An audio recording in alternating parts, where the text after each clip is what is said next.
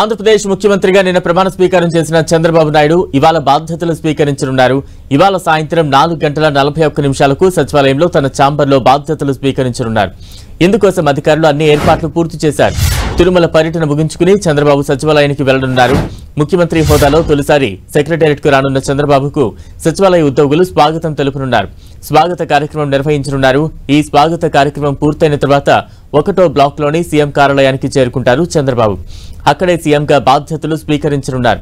సీఎంగా బాధ్యతలు స్వీకరించిన తర్వాత చంద్రబాబు తొలి సంతకం డిఎస్సీ నోటిఫికేషన్ పై చేయనున్నారు. ఎన్నికల సమయంలో నిరుద్యోగులకు మెగా డిఎస్సీ వేస్తామని, తన తొలి సంతకం డిఎస్సీ పైనే ఉంటుందని హామీ ఇచ్చారు. నిరుద్యోగులకు హామీ ఇచ్చిన మేరకు ఇవాళ డిఎస్సీ నోటిఫికేషన్ పైనే తొలి సంతకం చేయనున్నారు చంద్రబాబు. ఇక రెండో సంతకం ల్యాండ్ టైటిలింగ్ చట్టం రద్దుపై చేరున్నారు. సామాజిక పింఛను 4000కు పెంచుతూ మూడో సంతకం చేరున్నారు చంద్రబాబు. స్కిల్ సైన్సెస్ పై 4వ సంతకం చేస్తారు. అన్నా క్యాంటీన్ల ఏర్పాటుపై 5వ సంతకం చేరున్నారు. దీనికి సంబంధించిన దస్త్రాలను అధికారులు ఇప్పటికే సిద్ధం చేశారు.